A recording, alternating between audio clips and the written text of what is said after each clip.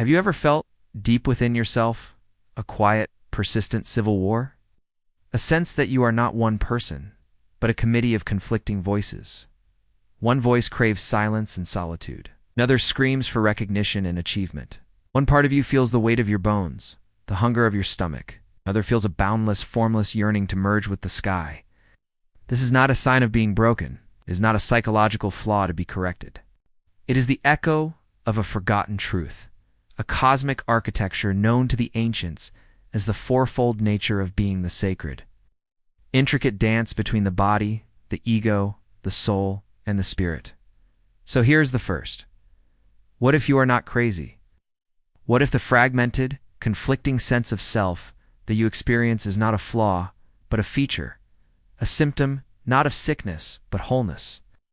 Ancient wisdom saw the human being as a microcosm reflecting the macrocosm. If reality is composed of an intricate web of interconnections, so are you.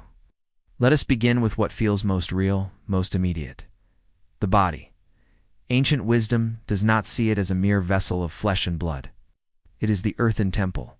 It is a living library of ancestral memory, a scroll written in the language of scars, heartbeats, and breath. Your body is not a cage for the soul. It is the soul from which the soul's flower blooms. It holds the gravity of the planet, the rhythm of the tides, the memory of the stardust from which it was formed. To be disconnected from your body is to be a tree with no roots, vulnerable to every passing storm. It is the anchor in the world of form, and its language is sensation, a language we are taught to ignore, but which holds the most profound truths. When you feel a physical sensation, notice how it arises, complete and total, requiring no interpretation. There is no need to label it or intellectualize it. The sensation just is, and in that isness lies its wisdom. When you feel the pull of hunger, you could choose to understand it as a need for sustenance, a signal from your body that it requires nourishment. Or you could fight it, starve it down, ignore it, until it goes away. Which approach would lead to better health? And 2. Thriving. The wisdom of the body is intimately connected to the cycles of nature, the moon, the seasons, the sun. It remembers rhythms far older and deeper than any human-made clock.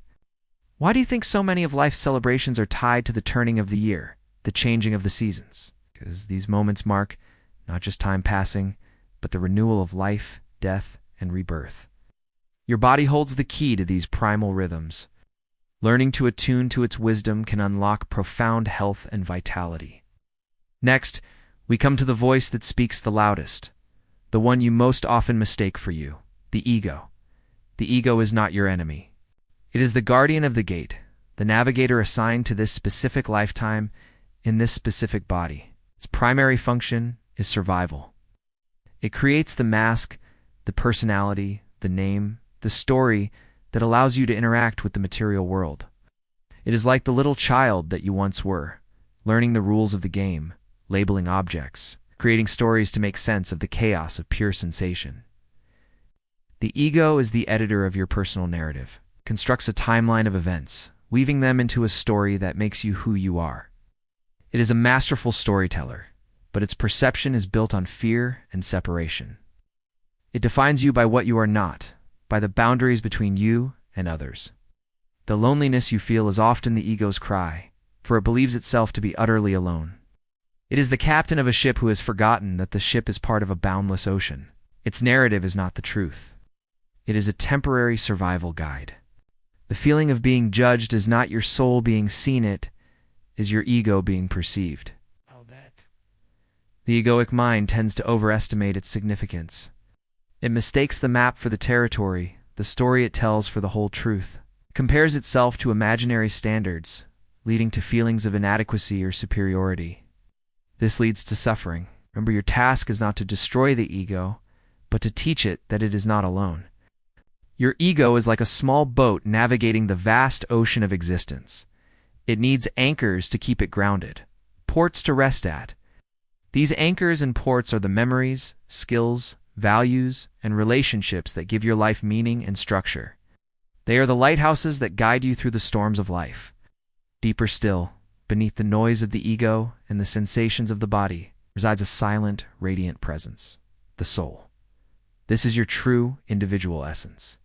If the ego is the temporary mask, the soul is the eternal face, it is not formless. It is a pattern of light, a unique vibrational signature, a cosmic scribe recording every experience, every choice, every love, and every sorrow across countless lifetimes. This is what the mystics refer to as your Akashic memory. The strange pulls you feel towards certain people, places, skills are not coincidences. They are the soul's remembering. It carries what some call karmic contracts. The soul is also the source of your creativity, your passions, your deepest desires. These are not merely things to be achieved, but openings to be experienced.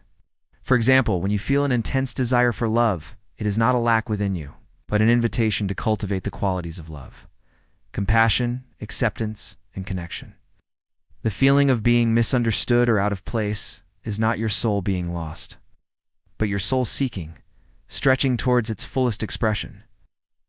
Your task is to allow the light of your soul to guide the actions of your ego, using the map of your body, finally transcending even the soul. It's the ultimate reality, the spirit.